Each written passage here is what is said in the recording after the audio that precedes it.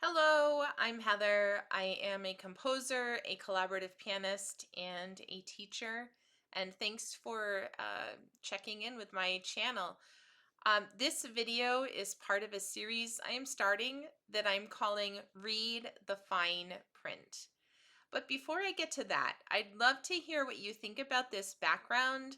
I am learning new things with video and decided to try out this pic from a hike I took up Hawksbill Mountain the other day. Leave me a comment and tell me what you think. Anyway, back to the topic at hand, read the fine print. When you're a composer trying to get your name out there are lots and lots of calls for scores and competitions to submit to. And of course, there are restrictions and requirements based on the type of composer, the length of, the length of the piece or whatnot. And a lot of these are arbitrary, but are based on the organization or the ensemble's goals. That's totally fine. But what I'm going to be talking about in this series are ridiculous and unfair practices that beginning and inexperienced composers need to watch out for. And that's why you need to read the fine print.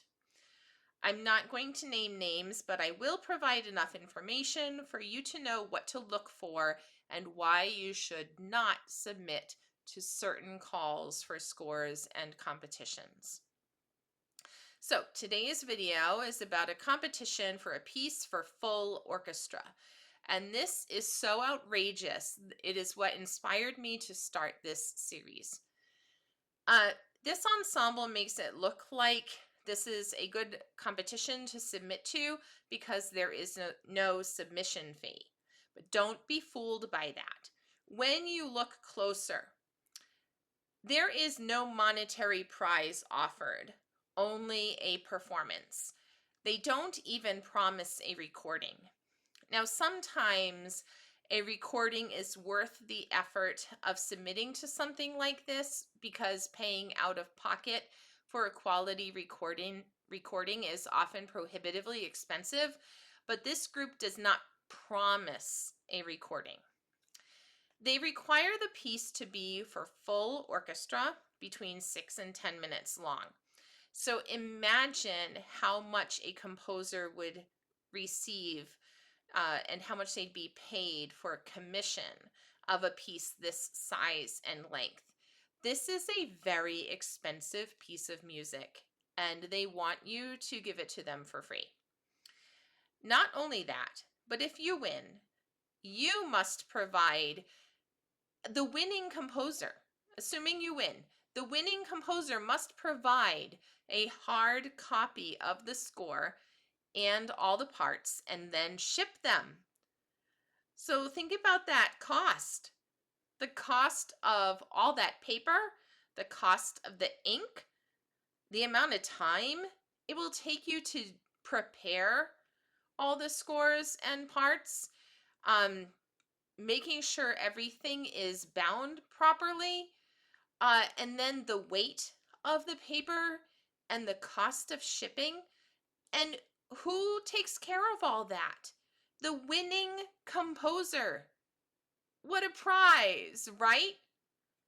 This group can't even take care of printing their own music from PDFs, which is not acceptable. They require that the piece not be published. And the reason for this is due to the next requirement, which is that you must give them a non-exclusive, non-transferable, non-expiring, and royalty-free copyright license to them for the use of your piece. That means this is the winning composer, right? You will never receive any money from any performance they do of this piece forever. No performance royalties to the winning composer ever. What a prize, right? Not only that, but the group also reserves the right to use the winning composition to promote their organization. So you pay to have the score sent and all the parts. You don't get paid even performance royalties. You don't get a monetary prize, but then they can use your piece for free to promote their group, including live and recorded performances.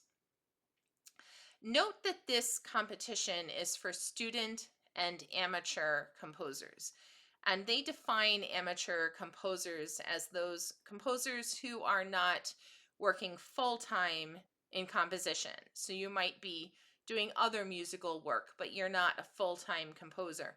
But how many of us composers are doing only composition full-time? So I read this and say this basically means this competition is for composers who are going to fall for it. Don't let yourself be one of them. So that's today's public service announcement for composers. Read the fine print and have a great day.